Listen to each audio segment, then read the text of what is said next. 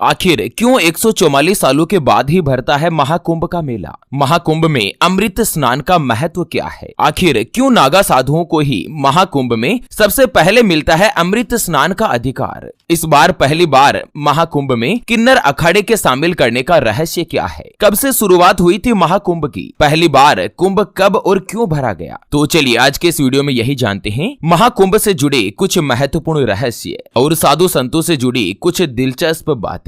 तो सभी महत्वपूर्ण जानकारी इस वीडियो में चर्चा करेंगे। ऐसे में वीडियो को लास्ट तक जरूर बने रहिए। और हाँ, ऐसे ही रोज नई और काम की रोचक जानकारी से अपडेट रहने के लिए इस चैनल को सब्सक्राइब जरूर कीजिएगा। दोस्तों, महाकुंभ में सिद्धि और साधना दोनों का ही अद्भुत संगम देखने को मिलता है। 13 जनवरी 2025 से महाकुंभ मेले की शुरुआत हुई थी और कुंभ का जो समापन है वो अगले महीने 26 फरवरी के दिन होगा। हर 12 साल में महाकुंभ मेले का आयोजन किया जाता है। इस बार उत्तर प्रदेश के प्रयागराज में महाकुंभ का मेला लगा है, जिसमें लाखों नहीं बल्कि करोड़ों की संख्या में श्रद्धालु पहुंच रहे हैं। तो चलिए जानते हैं महाकुंभ से जुड़े उन आश्चर्यजनक और अज्ञात रहस्यों के बारे में जिनको जानकर आप भी हैरान रह जाएंगे। दोस्तों, सबसे पहले तो मैं आपको बता दूं कि महाकुंभ का जो आयोजन है वो केवल धार्मिक या आध्यात्मिक पर्व ही नहीं है, बल्कि यह भगवान शिव, समुद्र मंथन और अमृत कुंभ से जुड़े कई पौराणिक घटनाओं की याद भी दिलाती है। महाकुंभ का संबंध समुद्र मंथन और उससे प्राप्त अमृत कुंभ से है। भगवान शिव से जुड़ी महाकुंभ की एक बहुत ही पौराणिक और रोचक कथा भी है। पौराणिक कथा के अनुसार जब देवता और असुरों ने मिलकर समुद्र मंथन किया था, इस मंथन से अमृत कलश निकला, जिसे पाने के लिए देवता और असुरों के बीच भयंकर संघर्ष हुआ। अमृत कुंभ की रक्षा के लिए भगवान विष्णु जी ने मोहिनी अवतार लिया और अमृत को देवताओं तक पहुंचाया, लेकिन इस दौरान समुद्र मंथन से हलाहल विष भी निकला। दोस्तों, अमृत के साथ जो समुद्र मंथन के दौरान हलाहल विष निकला था, उस विष ने तीनों लोगों को संकट में डाल दिया। इस विष का प्रभाव इतना भयंकर था कि इसे नष्ट करना अति आवश्यक था। जब समुद्र से निकले हलाहल विष ने सभी दिशाओं में तबाही मचानी शुरू करी, तब देवता और दानवों ने मिलकर भगवान शिव जी की शरण में पहुंच गए। शिव जी ने अपनी करुणा और संसार की रक्षा के लिए इस विष को ग्रहण करके अपने कंठों में समेट लिया। उन्होंने इस विष को न गले से नीचे जाने दिया और न ही मुंह से बाहर निकलने दिया, जिससे उनका कंठ नीला पड़ गया। इसी कारण से तो भगवान शिव जी को नीलकंठ कहा जाता है। शिव जी के इस बलिदान से न केवल देवता बल्कि असुरों के साथ ही संपूर्ण संसार को विनाश से भी बचा लिया। दोस्तों, महाकुंभ का संबंध भी भगवान शिव जी से जुड़ा हुआ है। ऐसा कहा जाता है कि जब अमृत कलश लेकर गरुड़ भगवान उड़ रहे थे, तो कलश से 4 स्थानों पर अमृत की बूंदें गिरी। ये स्थान है प्रयागराज, हरिद्वार, उज्जैन और नासिक। इन 4 स्थानों पर हर 12वें साल महाकुंभ का आयोजन होता है। भगवान शिव को महाकुंभ में विशेष रूप से पूजा भी जाता है, क्योंकि उन्होंने समुद्र मंथन से निकले हलाहल विष को अपने कंठ में धारण करके अमृत के महत्व को बनाए रखा था। महाकुंभ में भगवान शिव जी की पूजा और गंगा स्नान का जो महत्व है ना, वो इसी पौराणिक कथा से जुड़ा हुआ है, जो कि हर एक श्रद्धालु को आध्यात्मिक ऊर्जा और शांति प्रदान करता है। चलिए जानते हैं महाकुंभ का इतिहास क्या है। सबसे पहले महाकुंभ कब भरा था? दोस्तों, महाकुंभ का आयोजन 850 साल से भी ज्यादा पुराना है। अगर हम इसकी शुरुआत की बात करें तो इसका जो आयोजन है वो सबसे पहले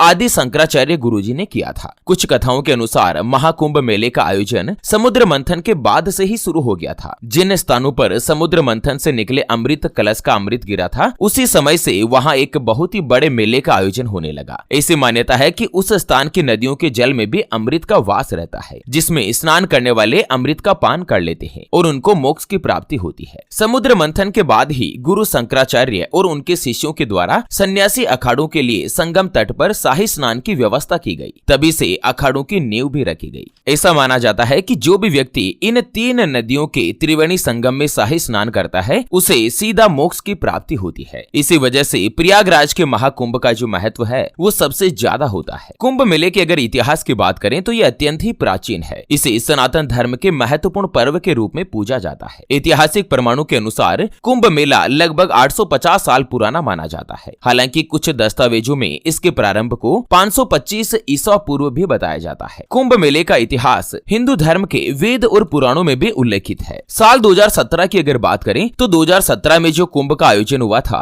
वो यूनेस्को कि मानवता की अमृत सांसारिक विरासत की प्रति सूची में शामिल किया गया। यानी कि 2017 में जो कुंभ मेले के दौरान जो श्रद्धालु पहुंचे थे, वो आज दिन तक पूरे विश्व में इतिहास बना हुआ है कि एक साथ किसी धार्मिक आयोजन में इतने लोग शामिल हुए हो। महाकुंभ मेला न केवल हिंदुओं को बल्कि दुनिया भर में मौजूद विदेशी श्रद्धालुओं को भी आकर्षित करता है। चलिए बात कर लेते हैं कि महाकुंभ में आखिर अखाड़ों का रहस्य क्या है। दोस्तों, अखाड़ों को हिंदू धर्म और संस्कृति के आध्यात्मिक और सांसारिक संरक्षक के रूप में देखा जाता है। अखाड़ा परंपरा की शुरुआत का श्रेय आदि शंकराचार्य को जाता है। उन्होंने ही साधु संतों के संगठन को अखाड़ा नाम दिया। शैव, वैष्णव और उदासीन पंथों के साधु संतों के कुल 13 अखाड़े मुख्य रूप से मान्यता प्राप्त है, जिनमें शैव संप्रदाय के 7 अखाड़े, वैरागी वैष्णव संप्रदाय के 3 और उदासीन संप्रदाय के 3 अखाड़े शामिल है। इन अखाड़ों का नाम श्री पंच नाम जूना अखाड़ा, श्री पंच दस नाम आवाहन अखाड़ा, श्री शंभु पंच अग्नि अखाड़ा, श्री शंभु पंचायती अटल अखाड़ा, श्री पंचायती महानिर्वाणी अखाड़ा सहित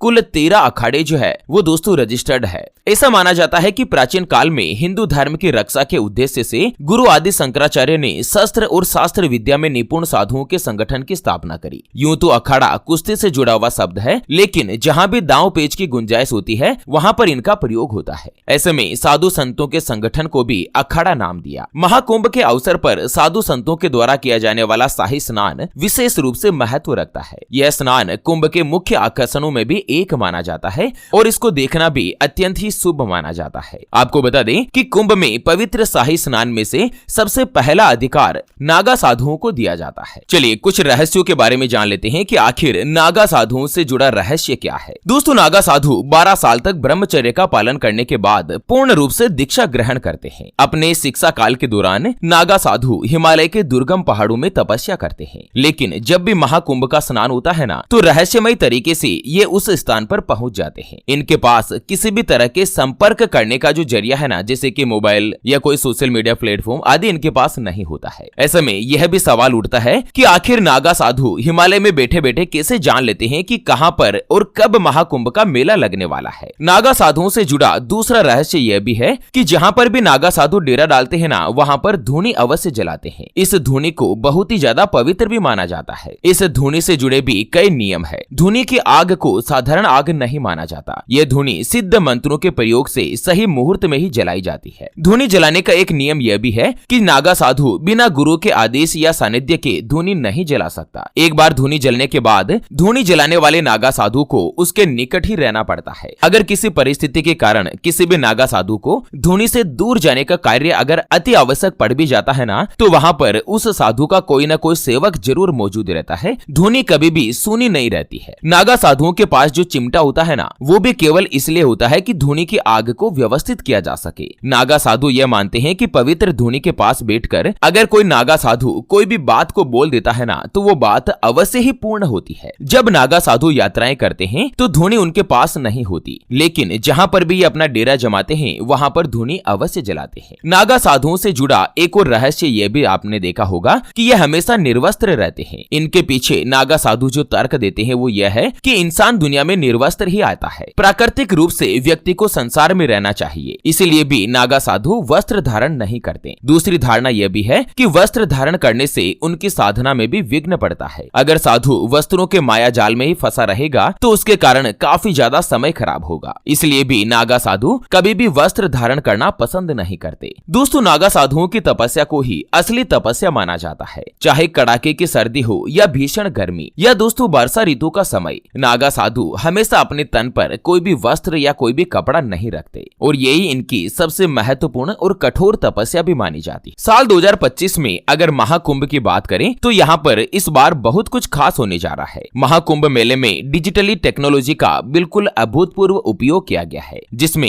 AI टेक्नोलॉजी और रिस्ट बैंड की मदद से श्रद्धालुओं के अलावा हर एक चीज पर गतिविधि रखी जा रही है और इसे पूर्ण रूप से ट्रैक भी किया जा रहा है। इस बार माना जा रहा है कि महाकुंभ में लगभग 45 से 50 करोड़ श्रद्धालु पहुंचेंगे। मेला परिसर 4000 हेक्टेयर में फैला है, जिसमें 1,50,000 टेंट लगाए गए हैं। इस आयोजन का कुल बजट 7,000 करोड़ रुपए रखा गया है। इतना ही नहीं, पहली बार श्रद्धालुओं की गिनती भी की जा रही है। महाकुंभ में नागा साधुओं से जुड़ा सबसे बड़ा रहस्य यह भी है कि जब भी शाही स्नान होता है ना, तो शाही स्नान से पहले ये नागा साधु 17 श्रृंगार करते हैं। अब आपने 16 श्रृंगार का नाम तो सुना ही होगा। आखिर क्या होता है 17 श्रृंगार का रहस्य? रहस्य। महाकुंभ के नागा साधुओं के रहस्यमय जीवन को लेकर कई बातें प्रचलित है। नागा साधुओं को भगवान शिव जी का अनुयायी माना जाता है। वो निरंतर शिव जी की आराधना में लीन रहते हैं। नागा साधुओं का पूरा जीवन एक गज कपड़े और एक मुट्ठी भभूत के सहारे ही निकलता है। ये भभूत को ही अपना श्रृंगार मानते हैं और अपने आराध्य भगवान शिव जी का अंश मानते हैं। शाही स्नान के लिए नदी में प्रवेश करने से पहले नागा साधु 17 श्रृंगार में शामिल होते हैं, जो एक अनुष्ठान श्रृंगार प्रक्रिया मानी जाती है। इस प्रक्रिया के प्रत्येक चरण का वैदिक परंपराओं में निहित एक आध्यात्मिक महत्व होता है। 17वें श्रृंगार की अगर बात करें तो यह श्रृंगार आध्यात्मिक शुद्धि की दिशा में कदम बढ़ाता है। यह प्रक्रिया शाही स्नान के दौरान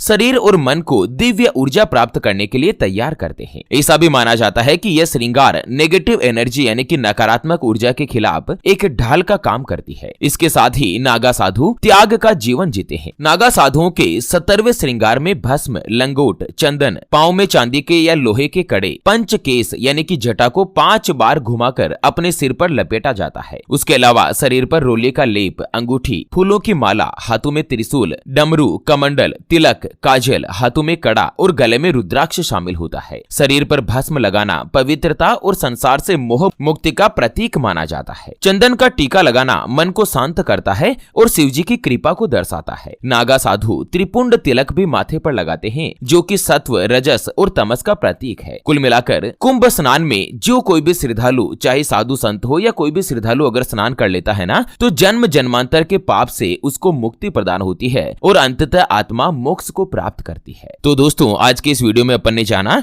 महाकुंभ से जुड़े कुछ महत्वपूर्ण और नागा साधुओं के रहस्य के बारे में। वीडियो को लाइक जरूर करें और चैनल को सब्सक्राइब करके ऐसी ही नई और काम की जानकारी से हमेशा अपडेट बने रहें। फिर से